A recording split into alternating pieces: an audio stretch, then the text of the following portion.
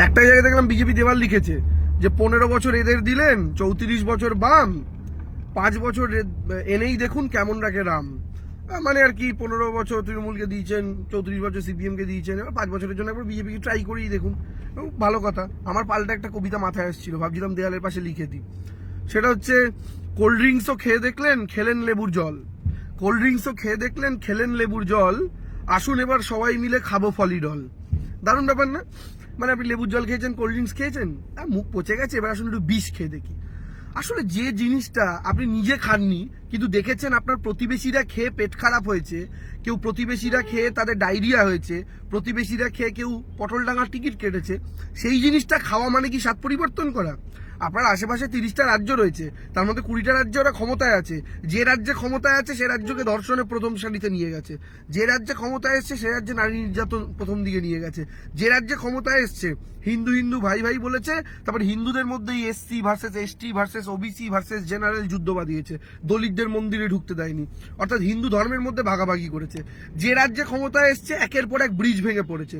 একবার গুগলে সার্চ করে দেখুন, বিহার থেকে শুরু করে গুজরাট, শেষ 5 বছরে শুধু কটা ব্রিজ ভেঙেছে। যে রাজ্যে ক্ষমতায় এসছে একের পর এক নেতা মন্ত্রীরা যারা বিরোধীরা করাপশনে জড়িয়েছে তাদের প্রত্যেককে নিজেদের দলে টেনে এনেছে। যে রাজ্যে ক্ষমতায় এসছে সেই রাজ্যে সংবাদ মাধ্যমের মুখ চেপে বন্ধ করেছে। আজকে বাংলা সংবাদ মাধ্যমগুলো দিনরাত তৃণমূল কংগ্রেসকে গালাগাল করে, টিভি চালিয়ে দেখুন। আর বিজেপি রাজ্যগুলোতে সংবাদ মাধ্যম দেখুন, প্রত্যেকে আরতি করছে রোজ, অর্থাৎ সংবাদ মাধ্যমের মুখ বন্ধ। সোশ্যাল মিডিয়াতে মমতা ব্যানার্জির বিরুদ্ধে, তৃণমূল কংগ্রেসের বিরুদ্ধে দেদার ট্রোল করেন, দেদার মিম করেন, কারোর আজ অব্দি কিচ্ছুটি হয়নি কিন্তু, এবং ফ্রিলি আপনারা করতে পারেন। কিন্তু বিজেপি যে রাজ্যে ক্ষমতায় আছে, বিজেপির বিরুদ্ধে ট্রোল মিম করলে দেশদ্রোহিতার মামলায় গ্রেফতার হয়। তারপরে ক্ষুধা সূচক থেকে শুরু করে, কৃষক আত্মহত্যা থেকে শুরু করে, রাস্তা ঘাট সবকিছু সর্বনাশ করে, রাজ্যের অর্থনীতির সর্বনাশ করা, এবং সর্বোপরি যে রাজ্যে বিজেপি ক্ষমতায় এসছে সে রাজ্যেরই রিমোট কন্ট্রোল চলে গেছে গুজরাটের হাতে। সে রাজ্যে সংস্কৃতি বলে কিছু আর অবশিষ্ট নেই। অর্থাৎ বাংলার মাটিতে আপনার যদি একটা কল লাগাতে হয়, আপনি আপনার লোকাল কাউন্সিলরকে বলেন, সেও বলবে দাঁড়ান একটু দিল্লিতে ফোন করি, যদি গুজরাট থেকে বা মোদিজি পারমিশন দেয়, অ্যাপ্রুভাল দেয়, তাহলে করতে পারবো। তো আমার কথা হচ্ছে, আশেপাশের রাজ্যের মানুষকে টেস্ট চেঞ্জ করতে দেখে, স্বাদ পরিবর্তন করতে দেখে তাদের যে পরিণতিটা হয়েছে, সেই পরিণতিটা দেখার পর কি একই জিনিসকে কেউ স্বাদ পরিবর্তন করতে চায়? আর চতুর্থ বক্তব্য, এই বাঙালি তো ব্রিটিশদের অ্যাকসেপ্ট করেও স্বাদ পরিবর্তন করেনি। এই বাঙালি এমন একটা জাতি যাদের মেরুদণ্ড ব্রিটিশরা ভাঙতে পারেনি, সেই তাদের মেরুদণ্ড নরেন্দ্র মোদী অমিত শাহরা ভেঙে দেবে। আজকে যদি বাঙালি বিজেপিকে ভোট দেয় তার মানে কি দাঁড়াবে জানেন? যে এসআইআর নরেন্দ্র মোদী এমন ডান্ডা দেখিয়ে ভয় দেখিয়েছে, সেই ভয় বাঙালি ভোট দিচ্ছে। আজকে যদি বাঙালি ভোট দেয় তার মানে কি দাঁড়াবে জানেন? তার মানে দাঁড়াবে যে 100 দিনের টাকা আটকে, আবাসের টাকা আটকে তারা যে শাস্তিটা বাংলাকে দিয়েছে, সেই শাস্তি যেন আর না পেতে হয়, তাই তারা বিজেপিকে ভোট দিচ্ছে। অর্থাৎ বাঙালি নতি স্বীকার করেছেন। আর আমার এইটাই পছন্দ না। আপনি ভালোবেসে রাজ্য জয় করুন না, কে না বলেছে? আরে মমতা ব্যানার্জি তো ভালোবেসে রাজ্য জয় করেছিলেন।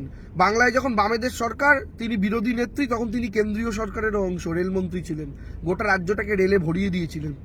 দীঘা তমলুক রেলপথ থেকে শুরু করে, আজকে দীঘায় বাসে করে যেতে হয় না, ট্রেনে করে যেতে পারেন। কার করে যাওয়া? মমতা ব্যানার্জির। আরামবাগ থেকে শুরু করে পুরসুরা গোঘাটকে কানেক্ট করা, একের পর এক রেল লাইন গোটা বাংলা জুড়ে, উত্তরবঙ্গের জন্য একাধিক ট্রেন। আজকে যে কথায় কথায় দার্জিলিং যেতে পারেন, নর্থ বেঙ্গল যেতে পারেন, 2টো ট্রেন ছিল, আজকে 6টা-7টা ট্রেন। কার করে যাওয়া? মমতা ব্যানার্জির। দক্ষিণেশ্বর থেকে দক্ষিণেশ্বর অব্দি মেট্রোর এক্সটেনশন দমদম থেকে বাড়িয়ে, কার করে যাওয়া? মমতা ব্যানার্জির। টালিগঞ্জ থেকে বাড়িয়ে কবি সুভাষ, কার করে যাওয়া? মমতা ব্যানার্জির। মাটির নিচের মেট্রো, গঙ্গার নিচের মেট্রো, কার করে যাওয়া? মমতা ব্যানার্জির।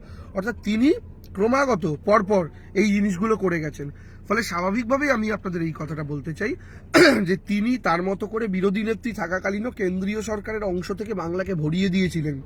দেখে বাঙালির কাছে তিনি বার্তা দিয়েছিলেন যে আমি একটা মাত্র দফতর পেয়ে যদি এত কিছু করতে পারি, তাহলে গোটা রাজ্য পেলে আমি কি করতে পারি। আর বাঙালির সেটাই ভরসা জেগেছিল। আজকে বিজেপিও একই পজিশনে ছিল তো। রাজ্যে তৃণমূলের সরকার, তারা প্রধান বিরোধী দল, কিন্তু তারা আবার কেন্দ্রীয় সরকারের অংশ। ঠিক যেমন মমতা ব্যানার্জি ছিলেন 2011-র আগে কেন্দ্রীয় সরকারের অংশ, কিন্তু রাজ্যের বিরোধী দল। মমতা ব্যানার্জি যদি রাজ্যটাকে কেন্দ্রীয় সরকারের অংশ থেকে ভরিয়ে দিতে পারেন, বিজেপিও তো পারত উন্নয়নের মাধ্যমে রাজ্যটাকে ভরিয়ে দিতে।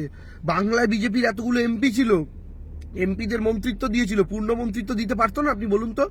বাংলায় যখন বিজেপির 18টা এমপি, বাংলায় যখন বিজেপির 2টো এমপি, তখনও বিজেপির হাফ মন্ত্রী আর 18টা এমপি থাকাকালীন 2টো হাফ মন্ত্রী।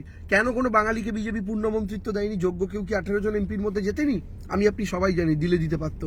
কিন্তু এরা বাঙালিকে বিশ্বাস করে না, ভরসা করে না, কারণ বাঙালি মাছ মাংস খাওয়া জাতি। আর এরা মনে করে যে হিন্দু মাছলি খাতা হয়, যে হিন্দু চিকেন খাতা হয়, আন্ডা খাতা হয়, ও হিন্দুই নেই। তো আমার বক্তব্য হচ্ছে, এরা বাংলাকে ভরিয়ে দেওয়ার বদলে কেন্দ্রে থেকে উল্টে বাংলাকে গলা টিপে ধরলো, বাংলা টাকা আটকালো, লজিক্যাল ডিসক্রিপেন্সির নামে কোটি কোটি মানুষকে ডেকে পাঠালো, অসহায়ের মতো মানুষের নাম ডিলিট করলো।